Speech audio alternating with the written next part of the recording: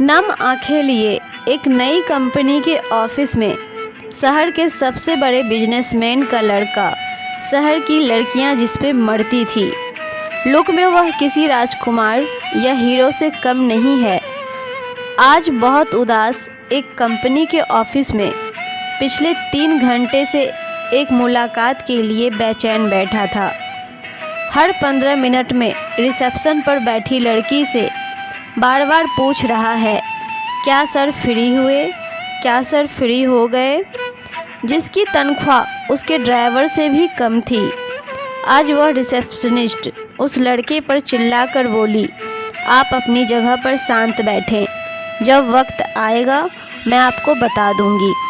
ऐसा पहली बार हुआ है कि रोहित रॉय इतना बड़ा आदमी नौकरों की बात सुन रहा था। बात कुछ ऐसी थी कि रोहित रॉय की कंपनी दिवालिया होने वाली थी और उसको सारी उम्मीद इस नई कंपनी के मालिक से थी। शायद यह कंपनी का मालिक उसको दिवालिया होने से बचा ले। 3-4 घंटे इंतज़ार के बाद रिसेप्शनिस्ट उससे बोलती है, अब आप मैडम के केबिन में जा सकते हैं। बॉस के पास जाने से पहले रोहित को यह तो पता चल गया कि इस कंपनी का बॉस कोई लड़का नहीं बल्कि एक लड़की है। केबिन में पहुंचकर रोहित जब बॉस को देखता है तो दंग रह जाता है और कहता है, तुम और इस कंपनी की बॉस हो? यह हो ही नहीं सकता। जाओ जाकर बॉस को बुलाओ। क्यों, मैं तुमको बॉस नहीं लगती? और अगर ऐसा है तो तुम जा सकते हो। नहीं, मैं तो बस पूछ रहा था। रितु, तुमको मेरी हालत का अंदाज़ा नहीं है, मैं किस हाल में हूँ। तुम अपनी ज़बान से मेरा नाम मत लो, मैडम कहो मुझे, नहीं तो धक्के मारकर ऑफिस से निकलवा दूँगी। सॉरी मैम, अब ऐसी गलती नहीं होगी, रोहित ने जिल्लत भरी आवाज़ में बोला। रितु, मुझे तुम्हारी और तुम्हारी कंपनी की सारी जानकारी है। जाओ अपने बाप से कह दो, तुमको बर्बाद होने से कोई रोक नहीं सकता। जो सब हुआ है मैंने ही किया है। यह एक बदला है मुझे धोखा देने का। कैसा धोखा? रोहित ने नम आंखों से कहा। भूल गए तुम और तुम्हारे बाप ने मुझे कैसे ठोकर मारकर भगाया था? तुम्हारे बाप ने तो मुझे गंदा खून तक कहा था। मेरे पूरे परिवार को आधी रात में घर छोड़कर जाना पड़ा। इतना सब करके तुम भूल गए? बस इतनी सी बात? क्या तुमको नहीं पता क्या हुआ था? उस दिन मैं अपना घर बार छोड़कर अपनी ज़िंदगी को दांव पर लगाकर तुम्हारे साथ अपनी ज़िंदगी बसाने आई थी। मैंने 4 घंटा इंतज़ार किया। उस रात का आंधी तूफान भी मुझे तुम्हारे पास आने से नहीं रोक सका। उस तेज़ बारिश में 4 घंटे खड़े खड़े मैंने अपने अरमानों को जलते देखा। तुम्हारे बाप ने धमकी दी, अगर मैं यह शहर छोड़कर नहीं गई तो मेरी छोटी बहन कहीं मुंह दिखाने के काबिल नहीं रहेगी। तुम्हारा बाप 20 लोगों के साथ मेरे घर पर आया और मेरा घर जलाकर गया और तुमको कुछ भी नहीं पता। कैसे मैं आंधी रात को अपने परिवार के साथ शहर छोड़कर भागी। कैसे मेहनत मजदूरी कर मैंने अपने परिवार को पाला, छोटी बहन को पढ़ाया। तुम्हें कुछ भी नहीं मालूम? तुम्हें कैसे मालूम होगा? तुम तो अपने महल में आराम से सो रहे होगे। तुम तो सबसे रईस बाप की औलाद, जिसको गंदी लड़की से प्यार हो गया था। यह क्या कह रही हो तुम? तुम्हारे साथ सच में ये सब हुआ है? तो आज से मैं अपने बाप की शक्ल तक नहीं देखूंगा।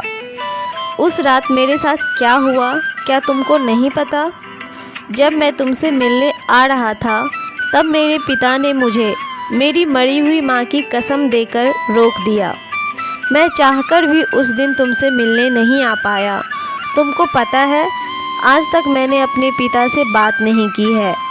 तुमको मालूम नहीं मैंने कितनी कोशिश की तुमको ढूंढने की, कितनी बार मैंने अखबारों में छपवाया। तुमने तो पढ़ा होगा। रोहित इंटरनेट से कुछ पेपर की कटिंग निकालकर रीतू को दिखाता है। यह सब देखकर रितु के पैरों तले ज़मीन निकल जाती है, क्योंकि गुस्से में जिस आदमी को अपना सबसे बड़ा दुश्मन समझ रही थी और यह सोचकर उसने पिछले 10 साल गुजारे कि रोहित ने उसको धोखा दिया, आज वह गुस्सा यह समझ नहीं पा रहा था। दोनों एक दूसरे से लिपटकर ज़ोर ज़ोर से रोने लगे और दोनों अपने अतीत को याद करने लगे। दोनों की आंखों में आंसू नहीं रुक रहे थे। 10 साल पहले रितु रोहित के ऑफिस में काम करने के लिए आई थी। बिजनेसमैन में बहुत होशियार एक सीधी सी लड़की, जिसको अपने मालिक के लड़के से प्यार हो जाता है। रोहित भी रितु से बहुत प्यार करता है। दोनों एक दूसरे से शादी करने के लिए राजी हो जाते, पर यह बात रोहित के पिता को पता चल जाती है। रोहित और रितु दोनों भागकर शादी करने की तैयारी कर लेते हैं। उस रात रोहित के पिता उसको घर पर रोक लेते हैं। रितु के घर में आग लगाकर उसको शहर छोड़ने पर मजबूर कर देते हैं।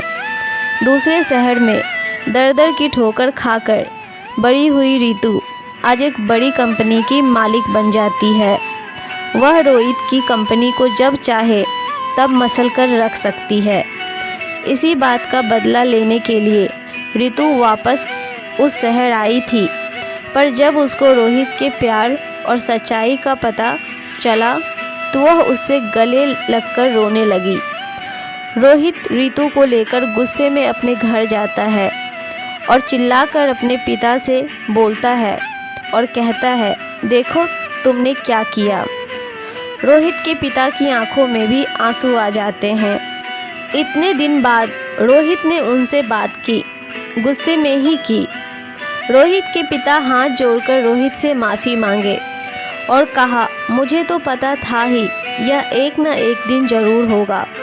मैंने बहुत बड़ी गलती की है, हो सके तो मुझे माफ़ कर देना बेटा, पर एक बार यह ज़रूर जान लो मैंने ऐसा क्यों किया। मुझे नहीं सुनना, आपने मेरी ज़िंदगी बर्बाद कर दी। रितु कहती है, मैं एक बार ज़रूर सुनूंगी, आखिर मेरे घर जलाने की क्या वजह है। रोते हुए रोहित के पिता बोले, तुमको पता है तुम्हारी माँ और मेरी लव मैरिज थी। हम दोनों एक दूसरे को बहुत प्यार करते थे। मेरे पिता ने तुम्हारी माँ की और मेरी कुंडली एक बड़े पंडित को दिखलाई और उन्होंने यह भविष्यवाणी की, और अगर यह शादी होगी तो तुम्हारी माँ की जान जल्दी चली जाएगी। पर हम दोनों ने इन सब पर भरोसा नहीं किया। पर तुम्हारी माँ के जाने के बाद मैं यह नहीं चाहता था कि तुम दोनों के साथ भी ऐसा हो। जब मुझे पता चला तुम और रितु एक दूसरे को प्यार करते हो तो मैं तुम दोनों की कुंडली उसी पंडित को दिखाई और उसने तुम दोनों के बारे में वही बात कही। जिस दुख से मैं जी रहा हूँ वही तुम लोगों को ना मिले, इसलिए मैंने यह सब किया। पर क्या तुमको पता है रितु की कंपनी इतनी बड़ी कैसे हो गई? वह अज्ञात डोनर कौन है जिसने तुम्हारी कंपनी में इतना सारा पैसा लगाया है? वह मैं ही हूँ। क्या आप? रितु के पैरों तले ज़मीन निकल गई। अपनी गलती का भुगतान जैसे मैं कर सकता था मैंने किया। फिर भी मैं तुम दोनों से हाथ जोड़कर माफ़ी मांगता हूँ। तीनों एक दूसरे से लिपटकर रोने लगे। आज सबकी ज़िंदगी से सारे गुस्से और गलतफहमी का बोझ उतर गया। रितु और रोहित ने कुंडली निदान करवाकर शादी कर ली और सब खुशी खुशी रहने लगे। अगर आप लोगों को ये कहानी अच्छी लगी हो तो मेरे चैनल को लाइक, शेयर एंड सब्सक्राइब ज़रूर करें।